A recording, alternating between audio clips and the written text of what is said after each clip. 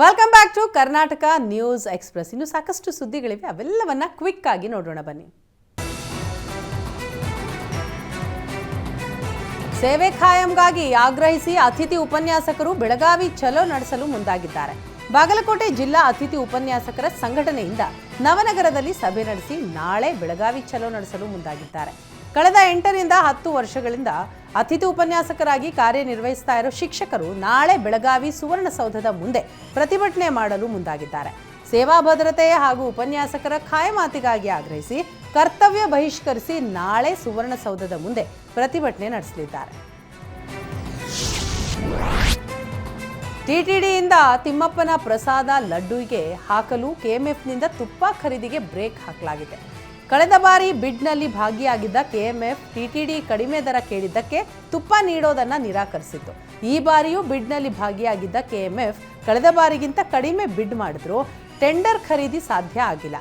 ಟೆಂಡರ್ನ ಎಲ್ಲ ಪ್ರಕ್ರಿಯೆಯಲ್ಲಿ ಪಾಸ್ ಆಗಿದ್ದ ಕೆಎಂಎಫ್ ಕೆಜಿ ತುಪ್ಪಕ್ಕೆ 550 ರೂಪಾಯಿಗೆ ಬಿಡ್ ಮಾಡಿತ್ತು. ಆದರೆ ಬೇರೆ ಕಂಪನಿ ಇದಕ್ಕಿಂತ ಕಡಿಮೆ ದರ ನಿಗದಿ ಮಾಡಿದ್ದರಿಂದ ಟಿಟಿಡಿ ಟೆಂಡರ್ ಕೆಎಂಎಫ್ನಿಂದ ಕೈತಪ್ಪಿದೆ. ಮೂಲಗಳ ಪ್ರಕಾರ 370 ರೂಪಾಯಿಗೆ ಬಿಡ್ ಮಾಡಿದ ಕಂಪನಿಗೆ ಟೆಂಡರ್ ಸಿಕ್ಕಿದೆ. ಇಷ್ಟು ಕಡಿಮೆ ಬಿಡ್ ಮಾಡಿದ್ರೆ ಆರ್ಥಿಕ ನಷ್ಟ ಆಗುತ್ತೆ. ರಾಜ್ಯದಲ್ಲಿ ತುಪ್ಪದ ಬೇಡಿಕೆ ಹೆಚ್ಚಿದೆ. ನಾವು ತಿರುಪತಿಗೆ ಕೆಎಂಎಫ್ ತುಪ್ಪ ತಲುಪಿಸಲು ಪ್ರಯತ್ನಿಸಿದ್ವಿ. ಕೆಎಂಎಫ್ ಎಂಡಿ ಜಗದೀಶ್ ಈ ಕುರಿತಾಗಿ ಸ್ಪಷ್ಟನೆಯನ್ನು ಕೊಟ್ಟಿದ್ದಾರೆ. ವಿದ್ಯುತ್ ಶಾರ್ಟ್ ಸರ್ಕ್ಯೂಟ್ನಿಂದ ಖಾಸಗಿ ಶಾಲೆಯಲ್ಲಿ ಬೆಂಕಿ ಕಾಣಿಸಿಕೊಂಡಿದೆ. ತುಮಕೂರಿನ ಮಂಜುನಾಥ ನಗರದಲ್ಲಿರುವ ಕಿಡ್ಸ್ ಇಂಟರ್ನ್ಯಾಷನಲ್ ಸ್ಕೂಲ್ನಲ್ಲಿ ಶಾರ್ಟ್ ಸರ್ಕ್ಯೂಟ್ನಿಂದ ಬೆಂಕಿ ಅವಘಡ ಸಂಭವಿಸಿದೆ.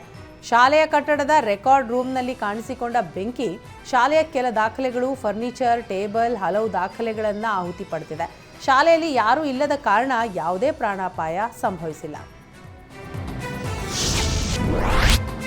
ಕರ್ನಾಟಕ ಕ್ರಿಕೆಟ್ ಅಸೋಸಿಯೇಷನ್ನಿಂದ ಬಿಬಿಎಂಪಿಗೆ ಮಹಾ ದೋಖಾ ನಡೆದಿದೆ ಎಂಬ ಆರೋಪ ಕೇಳಿಬಂದಿದೆ. 10 ವರ್ಷಗಳಿಂದ ಕರ್ನಾಟಕ ಕ್ರಿಕೆಟ್ ಅಸೋಸಿಯೇಷನ್ ಜಾಹೀರಾತು ಶುಲ್ಕ ಕಟ್ಟದೆ ಬಿಬಿಎಂಪಿಗೆ ವಂಚನೆ ಮಾಡಿದೆ ಅಂತ ಆರ್ಟಿಐ ಕಾರ್ಯಕರ್ತ ಅಮರೇಶ್ ಆರೋಪಿಸಿದ್ದಾರೆ. ಮಾಹಿತಿ ಹಕ್ಕು ಕಾಯ್ದೆಯ ಅಡಿ ಕೆಎಸ್ಸಿಎ ವಂಚನೆಯ ಬಗ್ಗೆ ಮಾಹಿತಿ ಪಡೆದಿರುವ ಆರ್ಟಿಐ ಕಾರ್ಯಕರ್ತ ಅಮರೇಶ್ ಗಂಭೀರ ಆರೋಪ ಮಾಡಿದ್ದಾರೆ. ಕರ್ನಾಟಕ ಕ್ರಿಕೆಟ್ ಅಸೋಸಿಯೇಷನ್ ಪ್ರತಿ ಪಂದ್ಯ ನಡೆಯುವಾಗ ವಿವಿಧ ಸಂಸ್ಥೆ ಬ್ರ್ಯಾಂಡ್ಗಳ ಜಾಹೀರಾತು ಪ್ರದರ್ಶನ ಮಾಡಿದೆ. ಈ ವೇಳೆ ಪಾಲಿಕೆಗೆ ಸಾಮಾನ್ಯವಾಗಿ ಜಾಹೀರಾತು ಶುಲ್ಕ ಪಾವತಿಸಬೇಕಿತ್ತು. ಆದರೆ ಈವರೆಗೂ ಯಾವುದೇ ಶುಲ್ಕ ನೀಡದೆ ಕೋಟ್ಯಾಂತರ ರೂಪಾಯಿ ವಂಚನೆ ಮಾಡಿದೆ. ಅಲ್ಲದೆ ಜಾಹೀರಾತು ಶುಲ್ಕ ಕಟ್ಟದಿದ್ದರೂ ಈವರೆಗೂ ಬಿಬಿಎಂಪಿ ಡಿಮ್ಯಾಂಡ್ ನೋಟಿಸ್ ನೀಡಿಲ್ಲ. ಆದ್ದರಿಂದ ಈ ಬಗ್ಗೆ ಸರ್ಕಾರ ತನಿಖೆ ನಡೆಸಿ ಸೂಕ್ತ ಕ್ರಮವನ್ನು ತೆಗೆದುಕೊಳ್ಳುವಂತೆ ಸರ್ಕಾರಕ್ಕೆ ಆಗ್ರಹಿಸಿದ್ದಾರೆ. ಪ್ರಧಾನಮಂತ್ರಿ ಸ್ವನಿಧಿ ಯೋಜನೆಯ ಅಡಿಯಲ್ಲಿ ಬೀದಿ ಬದಿ ವ್ಯಾಪಾರಿಗಳ ಹೆಸರಿನಲ್ಲಿ ಸಿಕ್ಕವರಿಗೆ ಸಾಲ ಮಂಜೂರು ಮಾಡಲಾಗಿದೆ ಅಂತ ಬೀದಿ ಬದಿ ವ್ಯಾಪಾರಿಗಳ ಸಂಘದ ಅಧ್ಯಕ್ಷ ರಂಗಸ್ವಾಮಿ ಗಂಭೀರ ಆರೋಪ ಮಾಡಿದ್ದಾರೆ. ಅಷ್ಟೇ ಅಲ್ಲದೆ ಪ್ರಧಾನಮಂತ್ರಿ ಸ್ವನಿಧಿ ಸಾಲ ಕೊಡಿಸೋದಾಗಿ ಒಂದು ಅರ್ಜಿಗೆ 500ರಿಂದ 1,000 ರೂಪಾಯಿ ಲಂಚ ಕೇಳ್ತಾ ಇದ್ದಾರೆ ಅಂತ ಆರೋಪಿಸಿದ್ದಾರೆ. ಈ ಬಗ್ಗೆ ಸಂಬಂಧಪಟ್ಟ ಅಧಿಕಾರಿಗಳು ಕ್ರಮ ತೆಗೆದುಕೊಳ್ಳುವಂತೆ ಬೀದಿ ಬದಿ ವ್ಯಾಪಾರಿಗಳ ಸಂಘದ ಅಧ್ಯಕ್ಷ ರಂಗಸ್ವಾಮಿ ಮನವಿ ಮಾಡಿದ್ದಾರೆ.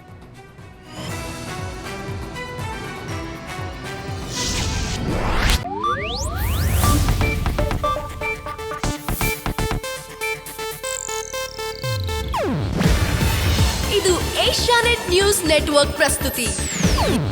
ನೀವು ನೋಡ್ತಿದ್ದೀರಾ ಏಷ್ಯಾನೆಟ್ ಸುವರ್ಣ ನ್ಯೂಸ್.